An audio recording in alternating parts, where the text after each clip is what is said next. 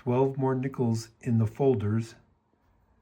Box 15 ready to go.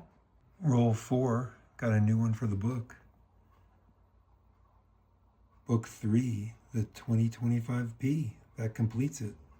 5 rolls complete, 83 different dates and mints and 1 on the top row. 10 rolls complete, 103 different dates and mints and still only 1 on the top row. 15 rolls complete, 119 different dates and mints and 5 on the top row. Roll 16, the first one from the 40s, 1948, Philadelphia. 20 rolls complete, 134 different dates and mints and 9 on the top row.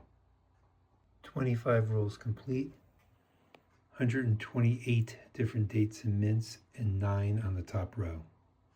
30 rolls complete, 129 different dates and mints and 10 on the top row. 35 rolls complete, 131 different dates and mints and 10 on the top row. Roll 46. We have one from 1946. 1946, Philadelphia. Roll 37. A 1942. I don't think it's silver, but we do need a Denver for the book. Nope. Same roll. Third to last coin. 1946, Philadelphia. Roll 39. Scanning them out. This one early on caught my eye, right there. So 1949, Philadelphia. 45 rolls complete, 135 different dates and mints, and 16 on the top row. That does it for box 15. We ended up with 137 different dates and mints and 19 on the top row. And if we look at all the finds, there are 2 upgrades for folder 1, 1942 Philadelphia, non-silver nickel, and 1946 Philadelphia, bracketing the silver nickels during the war years. There's 4 upgrades for folder 2, a 1962 Denver, 1965, 1973 Denver, and a 1988 Denver. And we did get the 1 new nickel for book 3, and that finishes up book 3. I'll put the nickel in at the very end. Also, there was 4 nickels, 3 of them 2009 and 1 2024 Denver, and 5 nickels here that were nice in the 60s, 70s, and 80s that I decided to keep. I guess just the 60s and 70s. There's more nickels this time that were damaged or discolored, and 3 of the nickels, these 3 on the bottom, are left undated. I'm sure I could wipe off some of the gunk on those 2 on the left to figure out what date they are, but I decided it wasn't worth it. Okay, so here's folder 3. I'm going to put in the final nickel, the 2025 Philadelphia. Here we go, box 16. Okay, first roll. We have one in the 40s, 1948.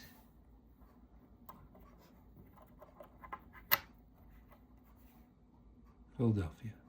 5 rolls complete, 80 different dates and mints, and 2 on the top row. Roll 8. We have one from the 40s, 1941, Philadelphia. 10 rolls complete, 104 different dates and mints, and 4 on the top row. 15 rolls complete, 116 different dates and mints, and 6 on the top row.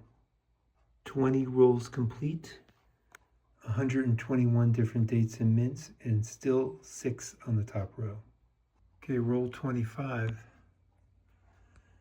I laid them out, and there was one from the 40s. 1946, Philadelphia. 25 rolls complete, 131 different dates and mints, and 8 on the top row. Okay, roll 26, lay them out, and this one,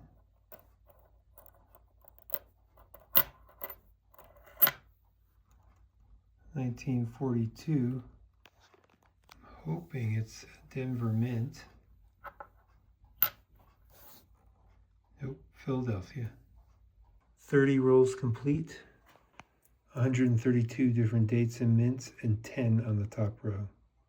35 rolls complete, 133 different dates and mints, and still only 10 on the top row. Roll 36. I spread them out and then peeked at that one, and sure enough, 1949.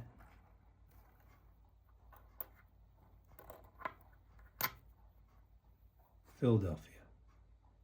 Roll 37. After spreading them out, see this one from the 40s, 1947.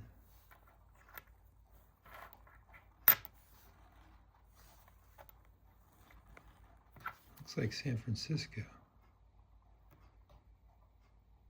Yeah, San Francisco. Okay, roll 40. Laid them out, and already peaked. This coin right here is from 1939. And I'm hoping it has a mint mark. It does. 1939 Denver. On closer examination, that is a San Francisco mint mark. So 1939 San Francisco. 40 rolls complete, 138 different dates and mints, and 14 on the top row. Okay, roll 42. I spread them out and I see a non-Canadian foreign coin. I did get a Canadian coin before. This one is from the Bahamas.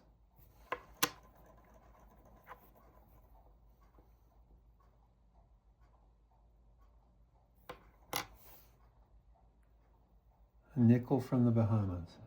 Same roll, first coin. It was a 1949. I think it was just Philadelphia. Yep. Okay, roll 44. Spread them out. There's going to be 2 for the upper row. There's a 1951.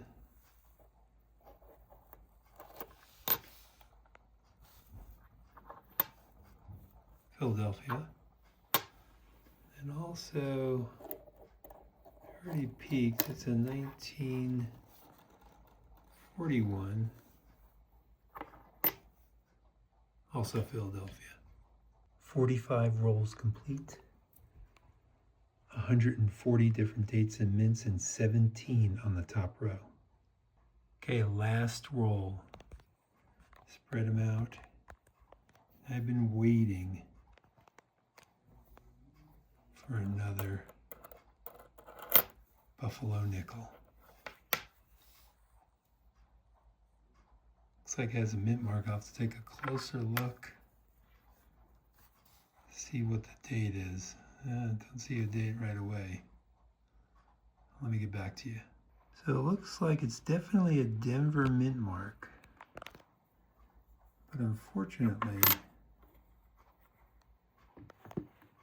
it is slick and I cannot even read any part of the date. I'll have to get that nicodate, which I don't have, and find out what this coin is at another time. The final tally was 142 different dates and mints and 18 on the top row. And so here are all the finds, or the ones I'm keeping. And the two best were the 1939 San Francisco key date, although I'd already found one for the folder, so it's not new, and it didn't upgrade. And an undated buffalo, and once I get the nicodate, I will add to this video what the results of that are. Did have an upgrade in the folder 1, that 1951 Philadelphia will upgrade. And then interestingly, 2 upgrades in the third folder, 1998 Philadelphia and 1999 Philadelphia. We did have the 2 foreign nickels, the Canadian 5 cent, worth about 3.7 cents today, and the one from Bahamas, worth about a nickel, 5 cents. And I really like the design. There's a swordfish and a flamingo on one side, and then the other side has a pineapple. We did get 3 2009 Denver nickels, and there was a few other from the 60s and 70s, but I only kept the one from 70 that were nice enough to keep. Now for the nickels that are discolored or damaged, a nice selection, but in particular there was a number that had some interesting toning to them. So I used nicodate on the buffalo nickel, and it doesn't really pop out at you, but I believe it is a 1929 Denver. And so that's what I'm going with. Here's where we stand after 16 boxes. Still need the same 11 nickels to complete the albums, but we've been getting some interesting foreign coins, and we got the buffalo nickel. And I know it doesn't deserve it because we could barely read the date, but I put it into an album because my other buffalo nickel was getting lonely.